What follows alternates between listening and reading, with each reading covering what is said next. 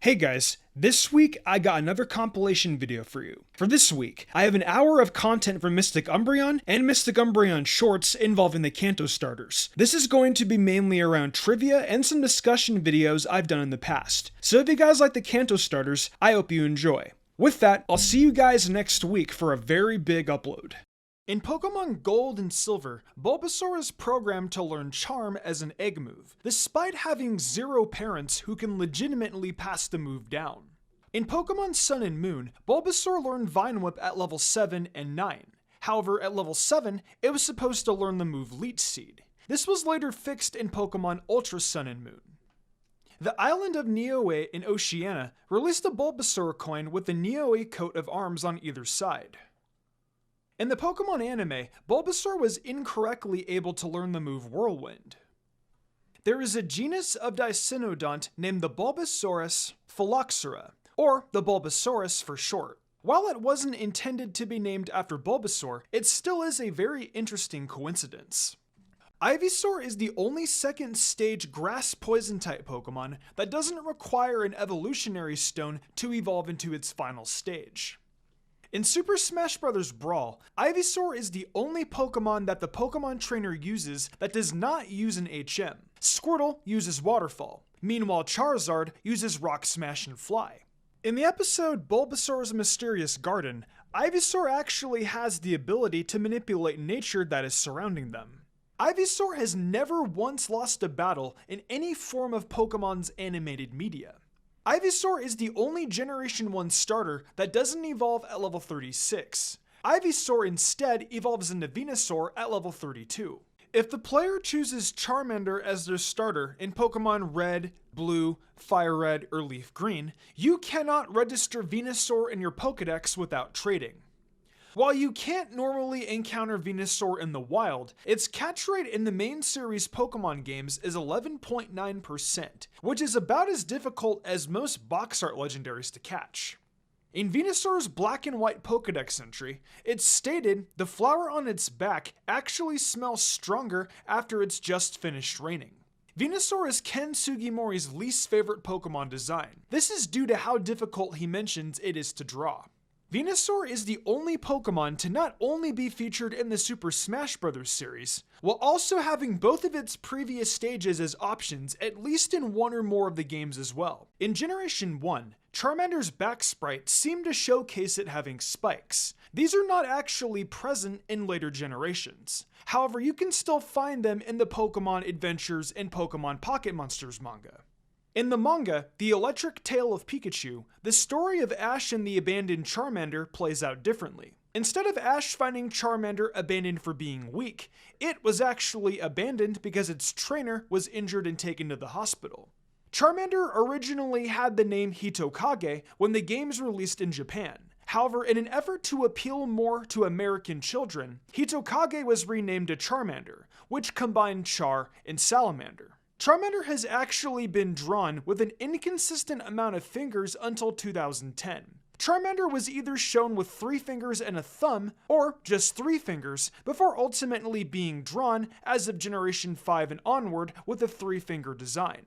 Charmander's flame on its tail is actually connected to its ability to survive. If the flame goes out, Charmander would end up dying. Despite Charmeleon's name sounding similar to the word chameleon, the Japanese name for Charmeleon, being Lizardo, actually more accurately refers to lizards, which Charmeleon was actually based around. Charmeleon, as well as the rest of its evolutionary family, share the same exact stats as the Cyndaquil evolutionary line. When Charmeleon swings its tail, you can actually feel the temperature around it become unbearably hot. Charmeleon shares the title of the Flame Pokemon, with Flareon, Moltres, and Infernape. Despite how long it normally takes for Charmeleon to evolve into Charizard, did you know that Ash only actually used Charmeleon for a total of 3 episodes? It evolved from Charmander in March of the Executor Squad, and was also used in The Problem with Paris and Attack of the Prehistoric Pokemon. Charizard is one of 2 Pokemon with more than 1 Mega Evolution, the only other being Mewtwo. Charizard is the most commonly used Pokemon among champions, being used on 4 different occasions. In the Pokemon of the Year poll from 2020, Charizard was voted the most popular among every Generation 1 Pokemon, even defeating the mascot Pikachu. Charizard was the inspiration for naming the Chilicolo Charizard, which is a species of stem-nesting bees. The discoverer, Spencer K. Moncton, thought of the name as like Charizard. The bees were also found in mountainous regions and had an orange coloration. Despite all 3 Kanto starters being in Sword and Shield, Charizard is the only one you can find in the Pokedex unless you buy the DLCs. As a species, Squirtle has been trained the most out of any other Kanto starter in the anime. Ash, May, Gary, and Tierno have all previously owned this Pokemon. Squirtle's Japanese name is Zanigame, deriving from Zani, which means money, and Kame meaning turtle. In the Pokemon Black and White television program PokeQuiz, it was revealed that it got the name because the shell looks like an old coin. In the first season of the Pokemon anime, Ash's first starter choice was not actually Pikachu, but instead Squirtle. Ash's Squirtle was the only Pokemon on his Kanto team that neither evolved or refused the chance to evolve. Despite having access to the move Surf, Squirtle can actually drown in the game Super Smash Bros. Brawl. This was most likely done to avoid giving it an unfair advantage. However, it doesn't fit well considering Squirtle can actually swim. Despite being a reptile, Wartortle's ears and tail both actually are made up of fur. Even though the official Sugimori art showcased Wartortle's ears being lighter than its head, early promotional art showed the ears having the same color as its face. Wartortle's tail is a symbol of longevity and good luck, which makes it popular among the elderly.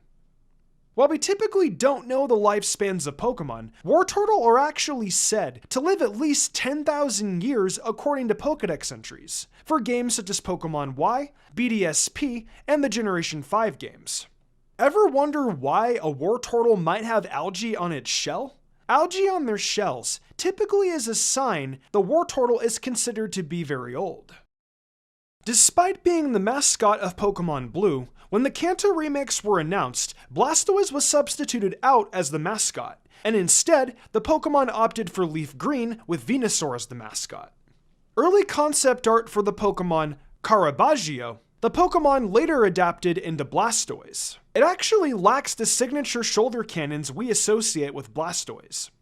Mega Blastoise is the only starter Pokemon Mega Evolution to not have a dual typing. Blastoise is considered the shellfish Pokemon, which is a category it shares with Kabuto and Kabutops. Blastoise's cannons are thought to be derived from how mussels have similarly functioning tubes.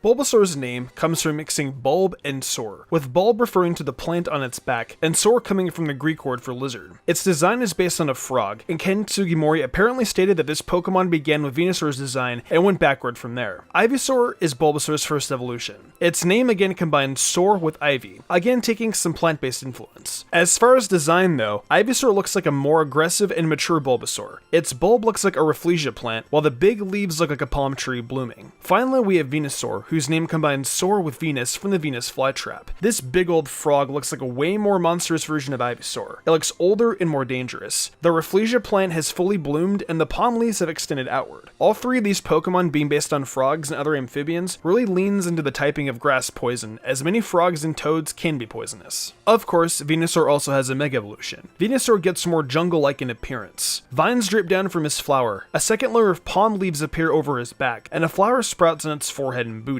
Most important from a competitive standpoint is that Venusaur gets thick fat, making it more resistant to ice and fire. This meant he had way less effective weaknesses, on top of getting a health boost and a lot higher defenses. Venusaur was already the most useful of the 3 starters, however with this stat buff and new ability, it really became a monster. There were some matches where destroying this chunky tree toad would win you the game, because they just didn't have anything that could kill him. Between Leech Seed and Synthesis, anytime they even got close, you could just heal up. He was one of the most powerful and threatening walls of the era, and I absolutely loved using him. However, unfortunately, Megas are a thing of the past, and now we have Gigantamaxing. Venusaur's Gigantamax form has its palm leaves dripping down and looking like messy hair, and its flower has bloomed into a massive dome or umbrella covering its entire body. Finally, the small crown-like ring on top of the flower has grown into a massive crown instead. I've always loved the Bulbasaur line, despite how unpopular it can be. Bulbasaur is adorable, Venusaur is a chunky boy, and the Gigantamax form is actually pretty darn cool. Ivysaur is a little lackluster to me, but still cool, and Mega Venusaur is kinda goofy looking because of the big face flower, but he was so much fun to use that it made up for it. The Venusaur line is super useful defensively, getting access to moves like Leech Seed, Synthesis, and other stall moves. Or you can run him in a more aggressive set with a pretty diverse set of special attacks, and even a decent attack stat if you want to go physical. Not that I really recommend it though.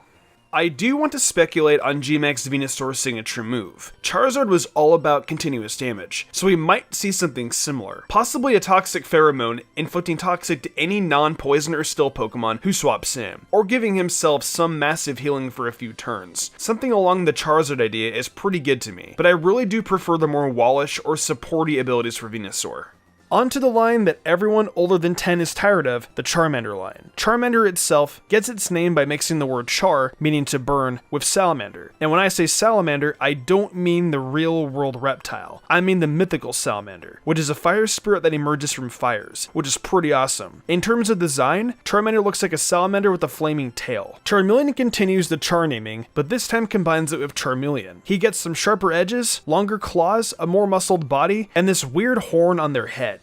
I'm not crazy about this design if I'm honest, it just feels too boring to be a middle stage evolution. And then we have Charizard, combining Char and Lizard. It has a big old belly, 2 big wings, and his one horn has sprouted into 2. This is the original dope Pokemon, but I think to some degree, we can all agree we're kinda tired of it. Of course, Charizard has not 1, but 2 Mega forms. Charizard X sees him changing from a Fire Flying to a Fire Dragon Pokemon. He gets a dark color palette, and his flames turn from red to blue. I love Charizard X. He's super edgy, but despite that, he's just so much fun to use. He's a powerful physical attacker, and can use things like Dragon Dance to make himself even more dangerous. Then we have Charizard Y, a powerful special attacker with the ability Drought that can be devastating. A Charizard that can launch out a Solar Beam and that makes water Pokemon weaker is just way too scary. Both of these new forms turn Charizard from a super weak and nearly irrelevant mon to one that was on a ton of teams. Charizard X made for such a powerful threat, and if your opponent had to swap out and you got a free Dragon Dance off, you basically won the match. Not to mention the Dragon typing made him stronger against Electric, Water, Fire, and Grass, all of which were common types to be on almost every team. Mind you, it also did have weakness to Ground and Dragon, but that was more than fair. Charizard Y was much more commonly used though. It felt like every other team you would run up against would throw out this pain in the butt. Its wide-ranging move pool, powerful special attack, and decent speed, along with its new ability, made it such a versatile and safe addition to any team. Need a fire type? Boom. Flying? Boom. Something with defog? Sure, if you want, but I wouldn't recommend it. Strong grass move? Solar Beam. This Pokemon offered a little of everything, and that's probably why we saw it so often. Of course, these got subbed out with Gigantamax Charizard. Charizard looks slightly more draconic in shape. It looks like its design is longer and more arched back, but now it has flaming wings that wrap it up to their shoulders, and fire is bellowing out of its mouth. It's a pretty cool Pokemon, but it just feels very plain compared to things like G-Max Snorlax or Venusaur. All the same, the Pokemon definitely feels epic. It is hard to argue that this thing doesn't look intimidating.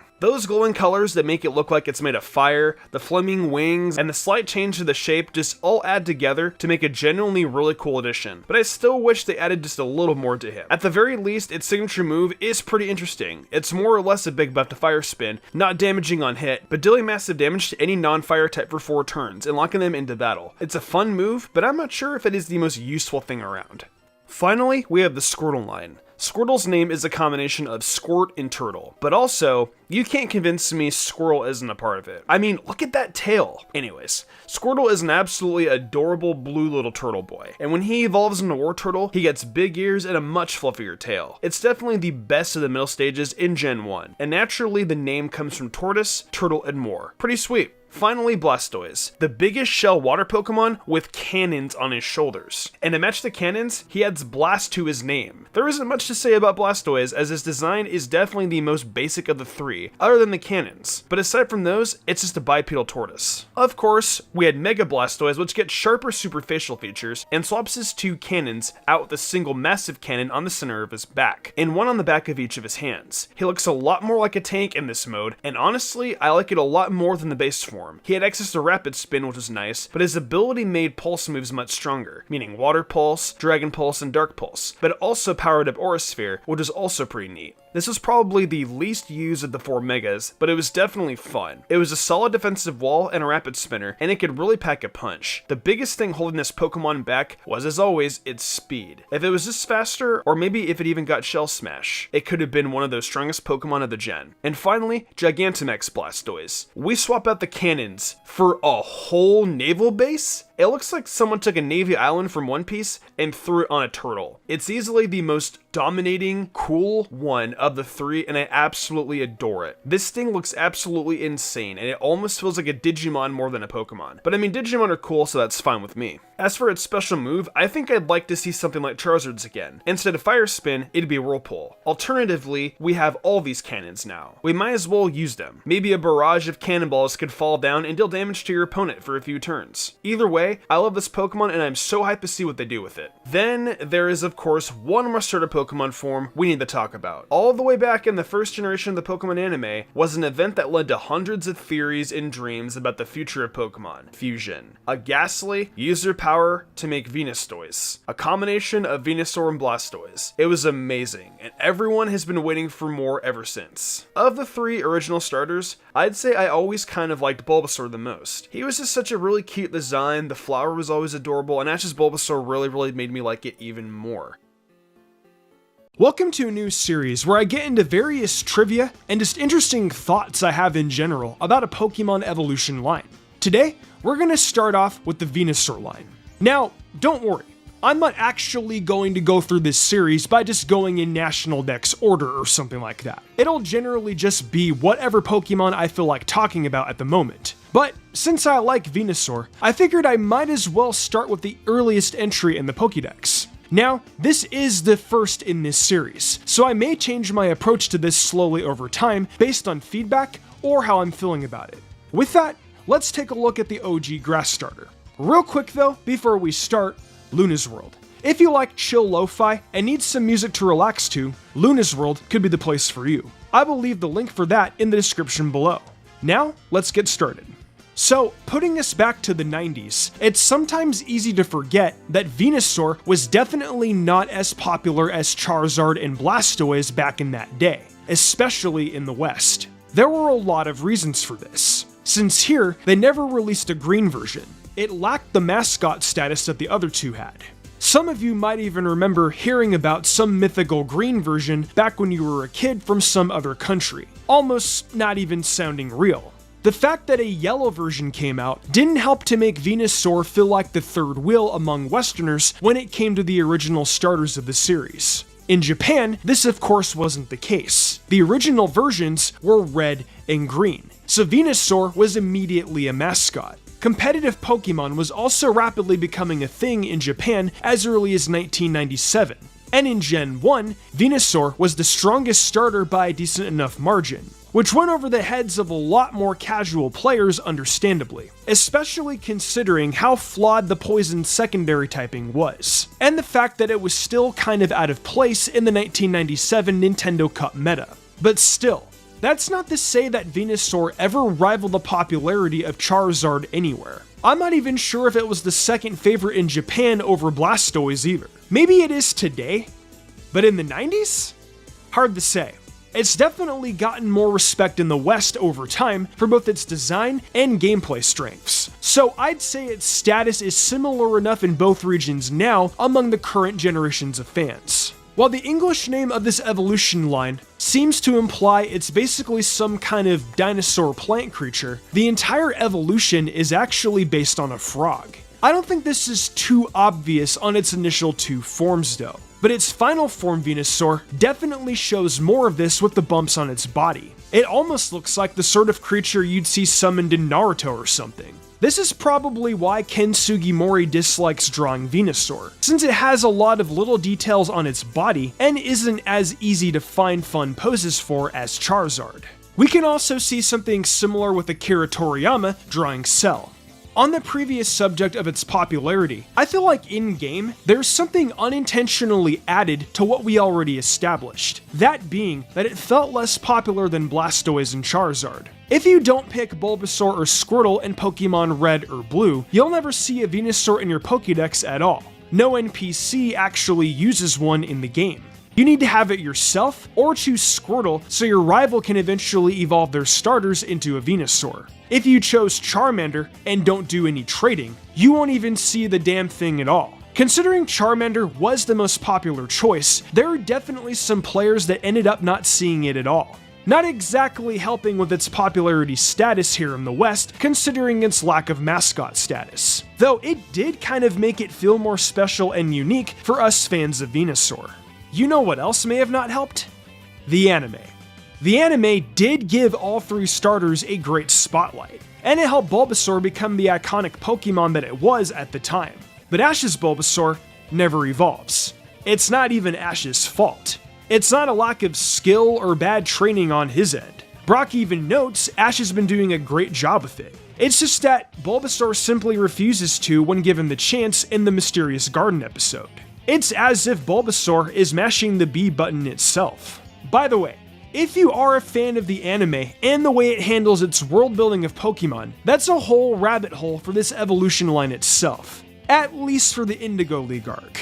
In the episode Bulbasaur's Mysterious Garden, Nurse Joy tells the cast that at a certain time of year, a group of Bulbasaur go to a place simply called the Mysterious Garden to evolve. Some kind of festival, but that the time of the year is not consistent.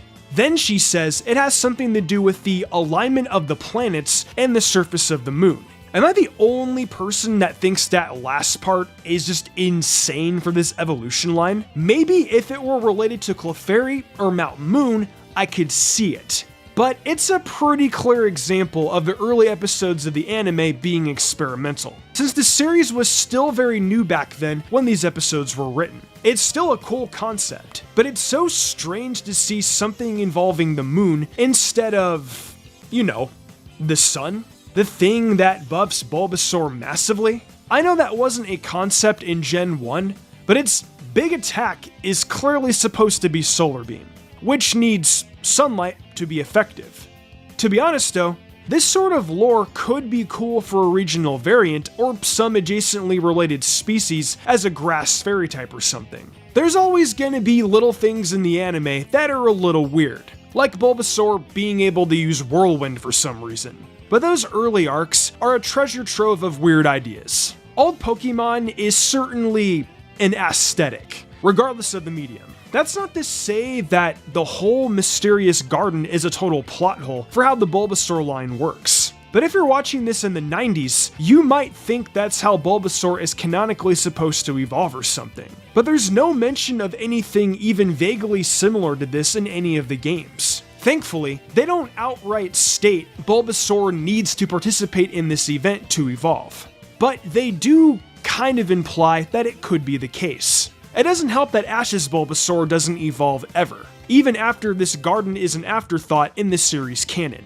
And maybe this next question is one I should ask myself for every one of these. What is the best version of this Pokemon? Specifically its final form, Venusaur. I'm thinking I like it in Gen 5 the most. I've mentioned it's one that I actually liked competitively, despite some people not liking the weather quirks and such. But a lot of Pokemon I just have favoritism for were really good, and that includes Venusaur. But casually, it's pretty solid in Gen 1 to be honest. Competitively, it's fallen down to NU on the Smogon singles format. But that's also kind of exciting, as it's a totally new meta now to explore where it has a chance to be strong there. And for playthroughs? I mean, you can't go wrong in Red, Blue, and Yellow or Fire Red and Leaf Green with this thing. Then there's its Mega Evolution in Gen 6. And I gotta say, It's a Pokemon that's generally just carried itself with dignity pretty consistently in spite of power creep. Obviously, I started this series with it because I like it a lot. Now, I ended up just kind of casually discussing whatever was on my mind. But my approach to this series could change a little bit over time. I'm not sure who's next, but again, it won't be in dex order. But what do you think? Where does Venusaur's evolution line rank for you in terms of grass types and starters? Let me know your guys' thoughts in the comment section below. Ah, the overrated fire lizard. Just kidding. I'll bet some of you are already upset by that comment. And to be honest, why wouldn't you be? Charizard is one of the most popular Pokemon of all time. The question is, why though? Today, we're gonna find that out as I go through all Pokemon media to solve this mystery. So without any further ado, let's just hop right in. Before that though, if you haven't already, head over to my new What If / fanfic channel where I read anime fanfics. If that's up your alley, then consider heading over there. Link will be in the description below. Anywho, the birth of Pokemon started with 3 games. Pokemon Red, Green, and Blue, being released in the late 90s. Pokemon took the world by storm and is still extremely popular to this day. Since Pokemon's debut, Charizard followed suit. Charizard was the cover Pokemon of the Pokemon Red version, and out of all 3 of these covers, Charizard stuck out the most. Charizard's design is based off of a physical dragon. Just based on that concept alone is what drew a lot of people in. Most of Pokemon's audience were young kids, and to me, having a badass looking dragon would make me want to pick up the game too. I would know, Red was my first Pokemon game. Don't I look ecstatic? Charmander is one of the starter Pokemon the player has access to in the game, and it evolves into Charizard as the player progresses. The design concept alone is enough to catch someone's attention. It's simple and badass, so this appealed to a lot of teenagers and young kids at the time. Some years later, remakes of Charizard as the box cover once again came out being Fire Red and Leaf Green. Fire Red naturally being the Charizard one. So Charizard is one of the cover Pokemon for Pokemon's most popular set of games. Outside of the games though, the Pokemon TCG was another factor that heightened Charizard's popularity. Pokemon released its original base set, and it just so happened that Charizard had the highest HP of any Pokemon released, being at 120. Not to mention it was holographic, and the overall design of the card looked pretty slick and amazing, making it one of the most popular cards of its time. At its time? You're pretty funny, Mystic. This original PSA grade Charizard is worth hundreds of thousands of dollars, and I feel this is a huge part of why Charizard gained a lot of its popularity. A lot of people would kill to have one of these cards. If someone wants to loan me a couple $100,000, I promise I'll pay you back, but I want that Charizard. In the past few years, the Pokemon TCG gained a ton of popularity, with nearly every target being sold out for quite a bit of time. Thank you, Logan Paul. This wave of popularity also garnered more of Charizard's popularity in the process. Some very popular YouTubers were spending loads of money in an attempt to pull this card. But even taking the present day out of the equation, the base set Holo Charizard was just a coveted card that made you the luckiest kid in the world if you happened to pull it. Remember, the TCG didn't have all the fancy gimmicks it has now back in the day. The best card you could pull was a Holo, and the best card to pull was that dopest could be Charizard. I can honestly make an entire video specifically talking about the TCG, but that's out of my area of expertise. Let's take a look at another form of Pokemon media, the Pokemon anime. The anime's main protagonist, Ash Ketchum, obtained a Charmander in the very early parts of the series. As the original series progressed, Ash's Charmander slowly evolved into Charizard. Once it evolved into Charmeleon though, it would no longer obey Ash. Throughout a good part of the series, we saw Charizard perform some pretty goofy antics, and even saw it sleep in a series of important battles for Mr. Ketchum. However, at some points, even when it didn't obey Ash, we saw it come in clutch. This can be seen heavily in his battle against Blaine, for example. For a good while though, Charizard didn't respect Ash. Eventually though, Ash and Charizard grew closer to each other. In a battle in the Orange Islands, Charizard pulled through, and from then on, We saw Charizard show up when Ash needed it. Charizard is one of Ash's most powerful Pokemon, and even to this day, it still is. What makes the anime's portrayal of Charizard so popular is the fact that whenever Charizard showed up, we knew as the viewer, shit was about to go down. Charizard had the ability to make the viewer sit on the edge of their seat. Charizard hypes the audience up, and that's the message Charizard created for itself every time it hit on the screen. As a kid, I remember watching Pokemon 3 and seeing Ash nearly fall to his death. Guess who rescued him? Ash vs. Gary? Who was the main star? Ash vs. Claire? Need I go on? Charizard has the ability to make the viewer get excited, because that was the way the anime made Charizard to be. It's practically a superhero in the Pokemon universe. Ash Ketchum and his Charizard are a huge part of why Charizard still preserves as one of the most popular Pokemon today. Since Ash's Charizard, a few other notable trainers in the anime have also popularized Charizard, including Alon and Leon. Especially Leon, considering he's the most powerful trainer in the entire Pokemon world. Oh, and how could I forget Red? Because of Charizard's popularity, it's gained a few power-ups and forms that other Pokemon haven't gotten to experience. In Generation 6, we were introduced with Charizard Y and Charizard X. It received 2 forms over 1. In Gen 7, it became a flying ride Pokemon, becoming the Pokemon that transport you across Alola. That's just small time though. In Gen 8, Charizard was introduced with yet another form. This form being its Gigantamax form. And I have to say, it's pretty freaking dope looking. Now, with everything I stated, you have an idea of how Charizard is still one of the most popular Pokemon. Let's see how that plays out statistically though. On Pokemon Day in 2021, for Pokemon's 25th anniversary, the Pokemon Company conducted a poll and asked fans to vote for their favorite Pokemon. Surprisingly, on this poll, Charizard only came in 18th place out of 30, with 16,243 votes out of 1.2 million. The most popular was surprisingly Didnt. It's interesting because this was a Japanese poll specifically, which just goes to show that different countries will fall in love with wildly different Pokemon. That said, I definitely feel Charizard is more popular in North America versus other parts of the world. In Canada, Charizard is the most Google searched Pokemon, where in the States, Gengar takes that trophy. Apparently though, on a global scale, Charizard is at number 2 behind Pikachu, which isn't really surprising considering it's the series' mascot. On this Screen Rant article, it mentions Charizard taking 4th place according to a popularity poll. So across quite a few polls, Charizard still stands very popular.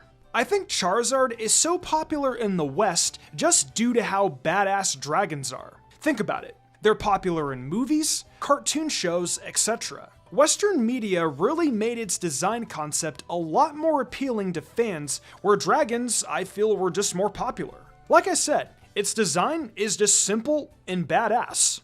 Anywho though, that concludes my reasoning for why I think Charizard is so popular amongst the Pokemon fanbase. One of the questions I think I will be getting is, do I like Charizard? To put it simply, yes I do. However, I do agree with some of the fanbase that Charizard gets a lot of spotlight and other Pokemon deserve that light as well. At the end of the day though, Charizard makes the Pokemon Company money. It's practically Pokemon's alternative mascot, so of course, they are going to give it a lot of attention. So I think rather than be upset that Charizard is so popular, let's thank Charizard for making Pokemon popular and still keeping the franchise we all know and love alive and well. Let me know your thoughts down below though. How do you feel about Charizard? Do you love it? Do you think it's overrated? Or are you in between? You know, most older Pokemon that are good tend to slowly increasingly get worse in relation to other Pokemon as this series introduces more power creep. It's an unfortunate reality of this long-running series that's always introducing new monsters and mechanics. Even the mighty Tyranitar and Garchomp have fallen in comparison to some of their recent contemporaries in Gen 9. Of course, these are more graceful compared to other Pokemon, as being in the overused tier and competitive for so long, and only now going into underused is still admirable. And I'm sure Tyranitar is quite good in that tier now. But then, there are even older Pokemon, like Venusaur.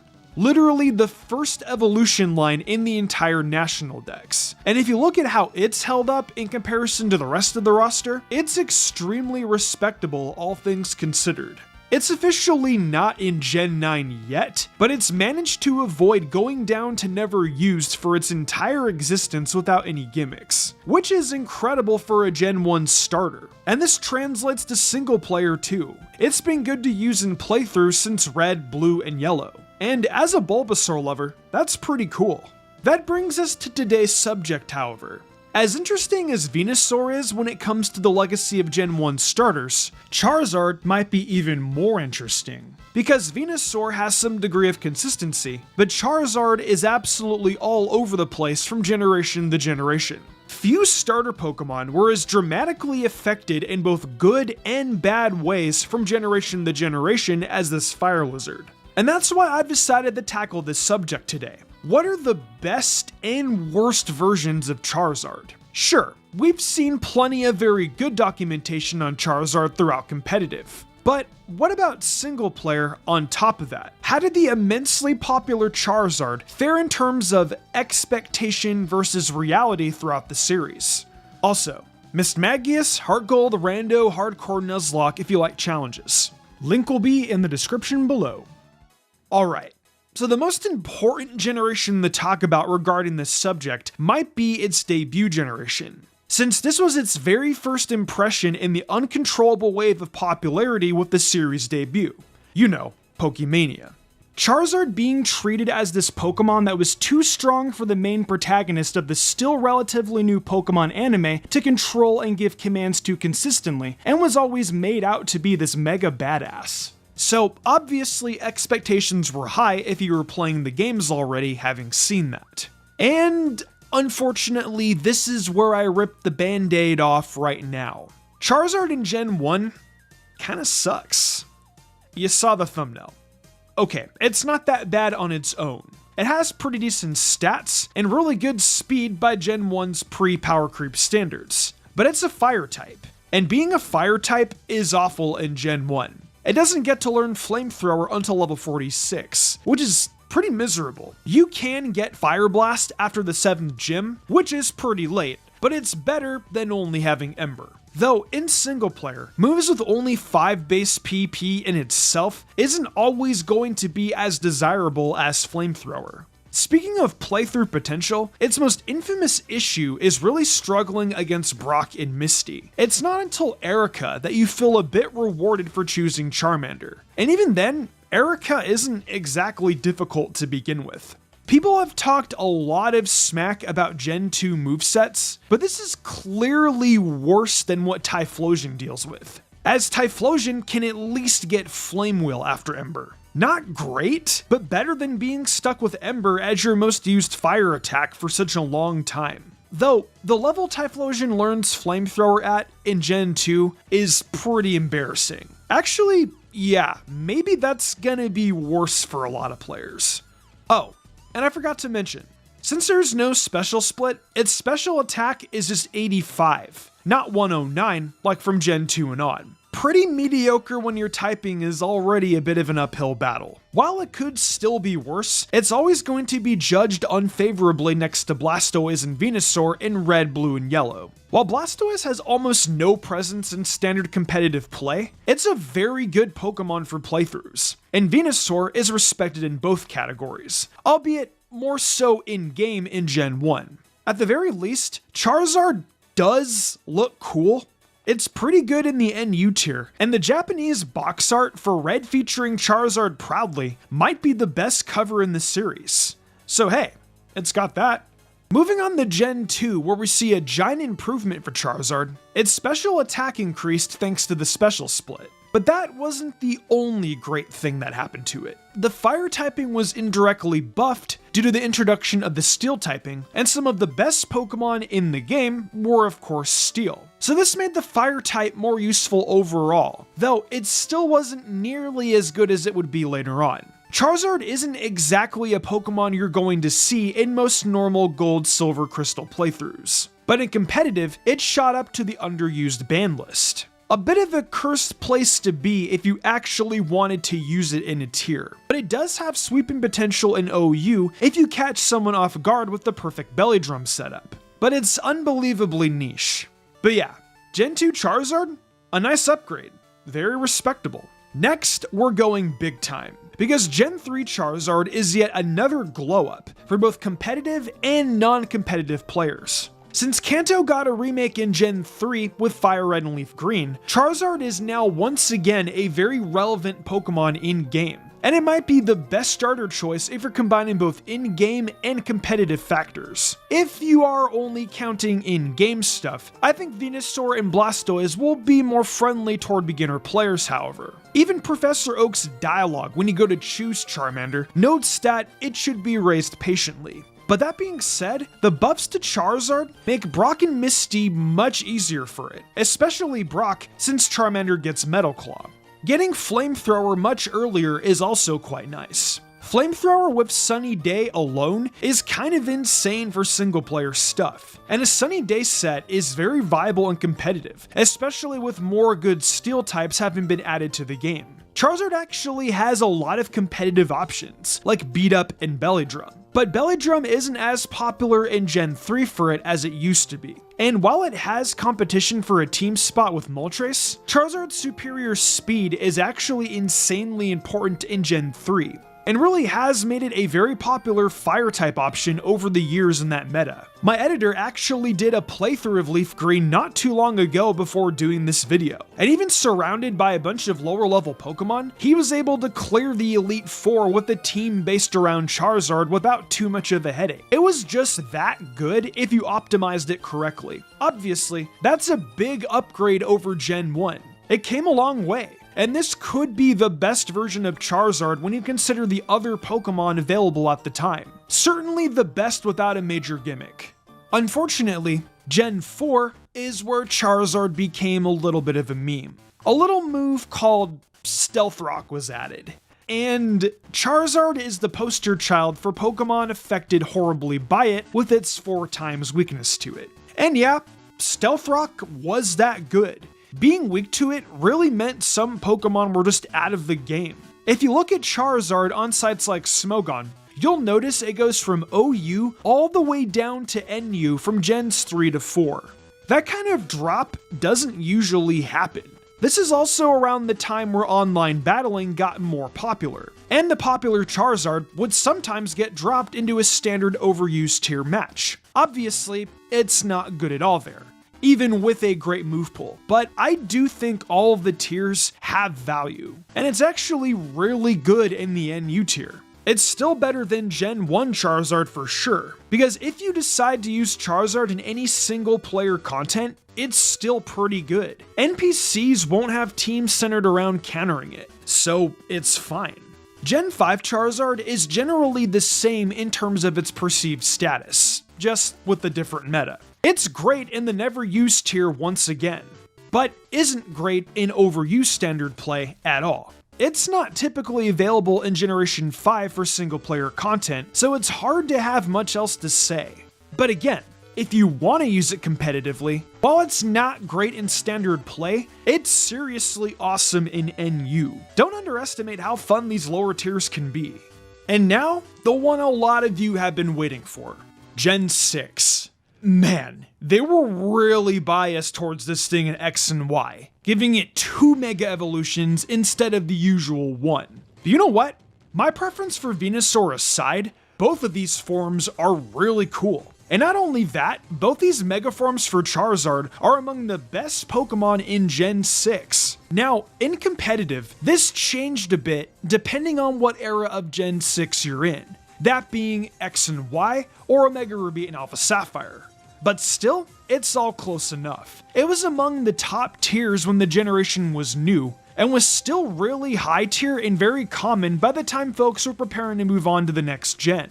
Considering that in terms of movesets and stat priority, there was nothing inherently wrong with Charizard by this point. It just didn't fit in the way something like Volcarona did anymore. But when you add the stats of a Mega Evolution on top of it, suddenly it's able to brute force its way into relevancy whether you like it or not. But definitely far from the point where it would be banned to the Uber tier with Pokemon like Mewtwo. Between forms X and Y, it'll depend on the team you want it to be a part of. Being able to ditch its flying type for Dragon was quite good in many scenarios, but the flying type wasn't bad either, as it could actually catch Landorus T off guard. What about single player, you might ask? You can pick up a Kanto starter during your journey in X and Y, but does it really matter? Gen 6 is pretty easy, and even its normal form meets the standard for being a good Pokemon to have in your party for your in-game playthrough. Not too much else to say in that regard. In Gen 7, Charizard was still able to access its Megas, so I won't drone on about how good it is here too much. It felt a little better and a little more relevant in Gen 6, but that's partly because of the natural power creep that happened as we went to Gen 7. Toxapex, for example, is just so good that a lot of Pokemon just naturally move down because of it. And the meta was of course just a little different. But again, it's a very good generation for Charizard regardless. You may be thinking, oh no, those Megas got removed in Gen 8. Charizard sucks now. But that's not as true as you might think. Without getting in the Gmax yet, Charizard was actually able to play surprisingly well in multiple tiers of Gen 8's competitive. Now, it's not a staple at all, and it's technically tiered PU if you check, but heavy-duty boots were a godsend to this thing. And its move options are quite good, so things like Sun strategies were actually good. That being said, it's obviously not even close to the same impact as the generations where it had Mega Evolutions. Now, for that Gmax form, technically, it's the strongest Charizard has ever been. It kinda melted everything, and any time where it was legal to use, you were likely to see it, like VGC. But it's banned to anything goes otherwise. You're not even seeing it in Ubers. Gmax was just too much. That means I'm not going to count this entirely as far as the best version, because the gimmick is admittedly kind of insane. It feels more like a boss encounter thing at times than a normal powerful mechanic like Mega Evolutions. So we'll call this the best version of Charizard in a technical sense, but I won't be counting it entirely for this video due to just how crazy and obvious it is, and the fact that it was banned in most standard competitive play. And finally, we're at Gen 9. Now, it's still very new here, and the generation isn't over, but it's pretty clear that Charizard isn't going to be at its highest level of play here. That being said, it's a good Pokemon to use for single player content once again, due to its perfectly fine stats, aided with its good move pool and available items. And I expect a lot of people to use it, since we're not done with the DLC releases and updates for Scarlet and Violet yet. For competitive, it still has heavy-duty boots as an option and stuff, with some niche options in OU, in spite of its much lower tier placement. We'll see how it ends up faring over time, but I don't think its placement will change too much. So, what is the best version of Charizard? Well, for me, not counting the crazy mechanic that is Gmax in Gen 8, I gotta give it to Gen 3 and Gen 6. In Gen 3, it manages to be one of the best Pokemon in the entire game without needing an extra form or relying on a generation-specific gimmick. The fire typing was improved, and it just was able to take advantage of its many options more than it ever had.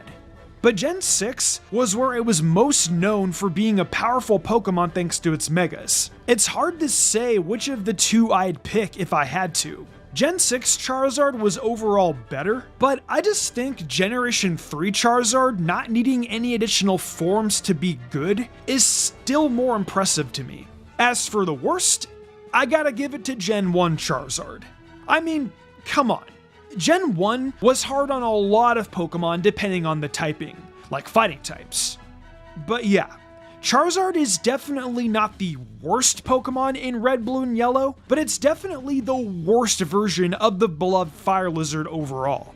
Yeah, it's good in the never used tier and competitive, but it feels the worst to play out of all generations for in-game playthroughs. And even though it's not PU tier, it doesn't really have any good strategies in the upper tiers like it does in Gen 8 and 9. So yeah, I'm comfortable with this one being the worst version. And that's it, the best and worst versions of Charizard. Did you agree with this quick generation to generation overview? What's your favorite generation to use it in? Let me know your thoughts down below. We've got a lot of content coming up for this last stretch of 2023, so thank you guys so much for the support, and until next time.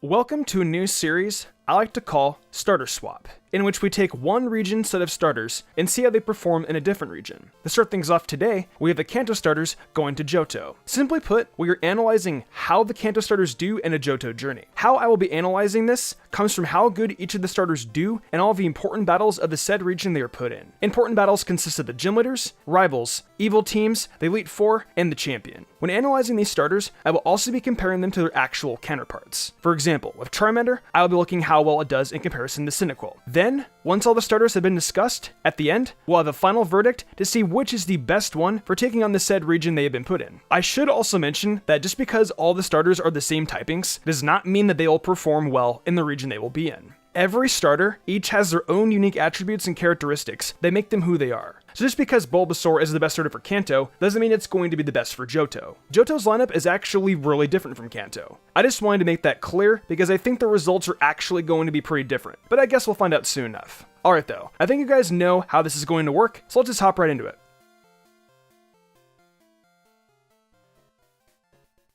So imagine it's your first day as a Pokemon trainer, and your first 3 choices of Pokemon in the Johto region are Charmander, Squirtle, and Bulbasaur. Each one of these starters are pretty decent in their home region of Kanto, but let's see how they perform next door. To start off this analysis, why don't we hop into Bulbasaur first? Bulbasaur is the grass starter of the Kanto region, and once it evolves into Venusaur, it can provide you assistance with bulk, utility, support, or even attacking. Venusaur is similar to Meganium in the fact that they're both bulky Pokemon. However, there is a key difference between the two clearly. Venusaur has more offensive prowess. It has access to a few more moves, and its special attack and physical attack are both decent. Will this extra offensive power make the Venusaur line more viable than Meganium though? Let's find out. Heading over to the first gym, Falconer is an absolute no-no for Bulbasaur, but I will say it at least has Leech Seed to dwindle down his Pidgeotto, and then eventually you can just go for Growl, and then you can run it in a combo like that. Bugsy is an absolute no. Whitney is actually decently easy for Bulbasaur, having Poison Powder and Leech Seed to slowly pick at its HP little bits at a time. Growl can also help to nerf the power of Rollout and Stomp.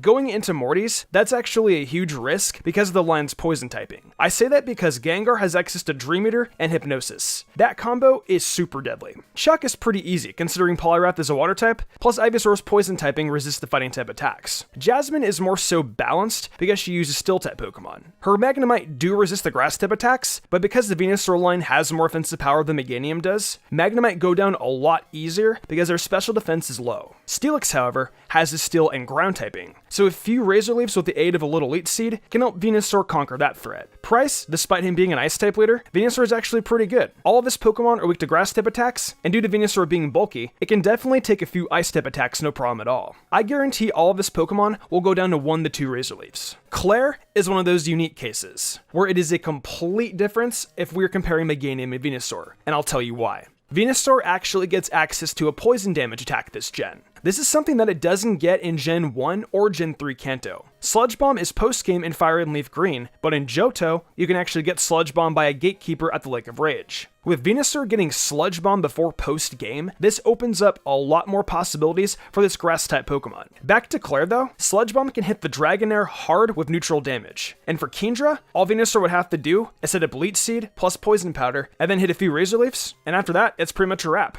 Heading over to the Elite Four, I wouldn't take chances too much with Will due to his Psychic types, but he does have a Slowbro if you want to test your luck on that. Koga is a no-no. Bruno's actually pretty fun because Venusaur can resist his fighting type attacks and take out his Onix relatively easily.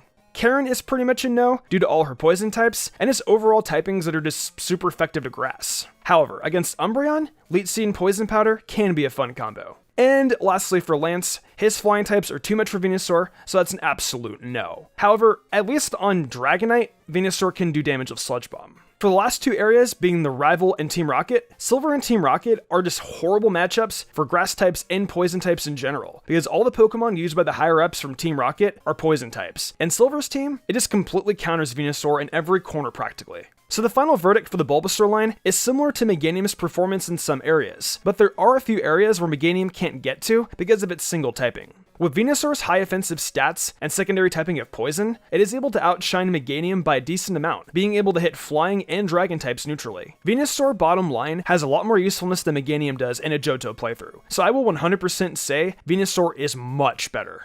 Now we'll be talking about everyone's favorite tiny turtle Pokemon, Squirtle. Now, when looking at the base stats, both lines share the same values of 314 for their base forms, 405 for the middle stages, and 530 for the final stages. In the end though, the main difference between Blastoise and Feraligatr comes down to Blastoise having better special defense and slightly higher special attack than Feraligatr. However, Feraligatr does have much better physical attack than Blastoise, and is on par with it in the physical defense department. Coupling that with the fact that both of them have pretty similar move pools and learn sets, our Shellfish Pokemon is looking like it'll have a little bit of a rougher time getting off powerful attacks, but will shine when it comes to taking hits. At the end of the day, it is still pretty versatile in what it can learn, and on paper, looks like it can still pack quite a punch. So once again, we're facing off against Falconer. There really isn't much to say here, as it'll be a pretty neutral battle overall. Squirtle wouldn't have any super effective moves against his team at this point in the game, so you'd be wanting to use another Pokemon if you're hoping for a quick knockout. That same scenario is carried over to your second gym challenge with Bugsy. No super effective moves on either side of the aisle, so using your starter would be neither beneficial nor detrimental. I will say at this point that the Squirtle line does have a slight advantage over the Totodile line, as it will be a War Turtle at this point in the game. Of course, you could overlevel to 18 and get yourself a Croconaw, but we try not to take overleveling into consideration in videos like this. Next, we have that dreaded Whitney battle. Now, you could technically use Rock Smash on your War Turtle or Croconaw for a super effective move, but with the base power of 20, I'm not really sure that's worth the trouble. Honestly, you'd probably just have an easier time beating her Miltank down with normal damaging stab moves. At the halfway point, we have our battle against Morty, which we will finally have a super effective move for. War Turtle will Bite at level 19, and, since we're in Gen 2, we can take advantage of the physical special split being absent for a slightly more powerful attack compared to Croconaw's Bite.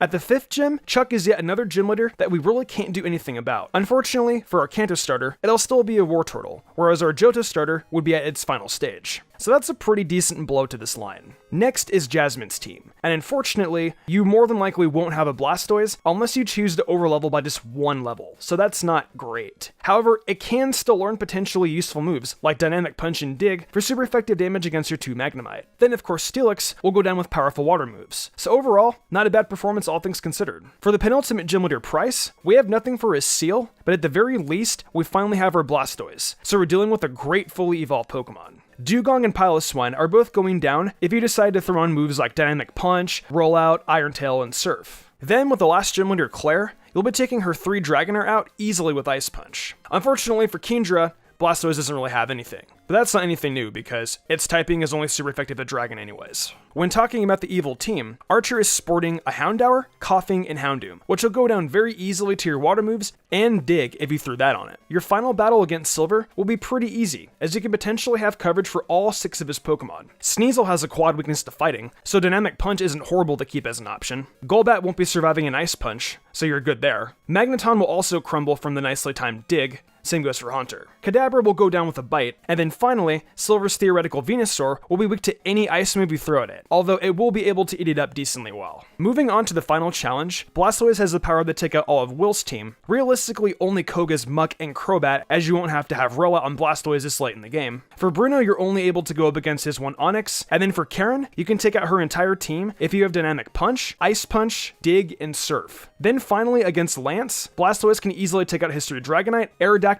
and Charizard. So overall, Blastoise, much like Feraligatr, doesn't really get good until the very end of the game. But once it does get good, it gets good. So, is Blastoise better than Feraligatr? Well, it really depends on what you value more. Blastoise is more defensive overall, and will eat moves that it is weak to a lot better than Feraligatr can, and can also use Stab a little bit more efficiently. On the other hand, Feraligatr can take much better advantage of its physical coverage moves at the cost of its defense and special attack. But in my opinion, the most important moves on either of these water starters are all in the special category. So I'm going to have to give it to Blastoise as the better of the two, but only by a hair. Finally, we've got our final Kanto starter that we're going to be taking a look at today, and that is of course everybody's favorite fire type, Charmander. Now, when we talk about comparing Charizard with Typhlosion, it gets a little rough, because, well, in Gold and Silver, the Charmander and Cynical lines have the same exact base stat spreads. There is no difference when it comes to stats, so you need to start looking at other stuff. And something that really helps push Charizard a bit past Typhlosion is its secondary typing. Typhlosion has to deal with constant worries of Earthquake among other ground type moves, while Charizard avoids them altogether, though it suffers from a ×4 weakness to Rock in return. That being said, they're such similar Pokemon that it could very well turn out that Charmander is the best starter for Johto, despite what I said earlier. I guess we better check and see. So, when your journey starts off in Johto, you're going to be doing a battle with Falconer for your first gym battle, and as it turns out, you end up having a bit of an easier time taking him on than if you're using Cyndaquil. See, Charmander will learn Ember at level 7, while Cyndaquil learns it at level 12, and thus wouldn't have Ember for this battle without being quite a bit overleveled. You'll easily defeat Falconer with Ember on your side, and of course, you're going to tear through Bugsy with your newly evolved Charmeleon. The real problem comes from when you have to go up against the dreaded Miltank that Whitney has. You're going to need to do something that can circumvent the super effective damage that Rollut will do, just like a Kolava would have to. Now, one option to help with that battle would be to get your hands on Fire Punch, but you're gonna have to go to the Goldenrod department store for that. It shouldn't cost you that much cash at that point in the game. In combination with Fire Punch, you can try relying on Smokescreen to ruin Miltank's accuracy as well. After you manage to get past Whitney, you'll have to contend with Morty, which is definitely a challenge considering how much his team relies on Curse, Hypnosis, and Dream Eater. This is another battle where Smokescreen can be your best friend, and is really something you'd have to rely on, along with your best fire-type move in this battle. When stepping into battle with Chuck, you're out of luck against his Poliwrath, but should be able to deal with that Primeape no problem. After that, there's Jasmine, and she has Steel types. Her Magnemite and her Steelix both go down very easily to Charmeleon, so you should have that battle in the bag no problem at all. But I would be careful on Steelix though, because it does have Rock Throw. The next battle you deal with is Price, and this is where the true difference between Charizard and Typhlosion comes into play, as the flying typing is now on Charizard, something Typhlosion doesn't actually have. As crazy as it is, this addition of typing actually hurt Charizard here, as it is going to be dealing with neutral damage from the ice type moves Price has, as opposed to just resisting him. Typhlosion has little to worry about in this battle, while suddenly a crit has a chance at doing massive damage to Charizard. Though it should be remembered that Price's Pokemon are even weaker than Jasmine's, despite him being the next gym leader. So it's something Charizard should be able to handle without too big of a problem. Finally, Charizard faces off with Claire, and actually has an easier time since it has access to Wing Attack, and this doesn't have its stab typing being resisted by the Dragon types. When you're going up against Archer, you're going to be able to take out his team thanks to Wing Attack as well, since his Houndoom and Houndour majorly resist Fire type moves. Finally, before you face off the Elite Four and Champion, you have a battle against Silver and his Blastoise. Charizard would be able to blast through his other 5 Pokemon, just like Typhlosion would be able to, but that Blastoise is not worth trying to defeat. As you start off with Will, Charizard would offer you the same sort of quality in battle as Typhlosion would. Then when you face off against Koga, it's going to be the same as with Typhlosion. Here is where things diverge though, as Typhlosion will absolutely tear down Bruno's team, with the exception of that Onix, which Typhlosion would struggle against as well. Machamp and the Hitmon's are forced to take Wing Attack after Wing Attack, which puts the battle at a fair conclusion pretty quickly. Though remember that Machamp has Rock Slide. Don't worry, I didn't forget. Finally, you've got to face Karen, which admittedly, Charizard is better suited for, since that Houndoom can be handled with flying type attacks as well, which Typhlosion doesn't really get access to. Now, it is possible to run Dig on Typhlosion, but Wing Attack would be even stronger due to Stab, and is useful against more than just fire types. Finally, you've got a battle with Lance. And the fact is this: Typhlosion's fire-type attacks are resisted by every single one of his Pokemon, while Charizard can successfully use its Flying Stab for neutral damage against every Pokemon except for Aerodactyl. Now Typhlosion can learn Thunder Punch, so it'll be able to hit Charizard, Aerodactyl, and Gyarados for super effective damage, but it still leaves tons to be desired when dealing with the trio of Dragonite. I'd say, in this battle, I give the edge to Charizard in the end, though Typhlosion can certainly try to get through this battle, leaning heavily on Thunder Punch. So with that, do I think Charizard is a better starter for Johto than Typhlosion? I gotta say, that is the case. Charizard's secondary typing brings a lot to the table, and really covers up what Typhlosion isn't able to do. The flying typing opens up a ton of options during the important battles that covers what Typhlosion and its limited move pool can't handle. Now, there are points where it is a little detrimental, like when dealing with rock type moves and of course against Price, since you lose the full resistance to ice types. But even then, I don't think it really works that much against Charizard. These two Pokemon might have the same exact stats, but the thing that allows Charizard to soar through the skies of Johto are those wonderful wings that provide important variety when playing through the game. Give this up for everyone's favorite, because it's better than Typhlosion. Now we reach the final verdict, and I have to say, I actually wasn't expecting this Pokemon to be the winner at the very beginning. But before I discuss the winner downright, let's discuss each of the starters' performances and how they did one last time. Venusaur does much better than Meganium because of Meganium's single typing of Grass. Grass Pokemon also just aren't all that useful for Johto. However, Venusaur is definitely the best one for Johto, 100%. Being a pure Grass type Pokemon, this makes Meganium not as viable as what Venusaur could be with its secondary typing of Poison and all the offensive prowess that it has. However, I don't think it's the best starter here like how it is in Kanto. Like I said, Grass types just get shafted here. Going into Blastoise, it's actually very similar to Feraligatr, except a slight bit better. The move pools are practically carbon copies, and Blastoise's performance is identical to that of Feraligatr. Therefore, because Feraligatr wasn't the best starter in Gold, Silver, and Crystal, Blastoise isn't either. So that leaves us with our winner being Charizard. Now you can say Typhlosion's the best starter in Johto, no duh, Charizard was going to be the best. However, Typhlosion isn't perfect. It has its flaws. Truth be told, the Johto starters aren't super great for the region. The Kanto ones are actually better. And I think it's safe to say, Charizard is the best starter if we put it in Johto. Not to mention Charizard's flying type, this buries all the holes Typhlosion has as a pure fire type.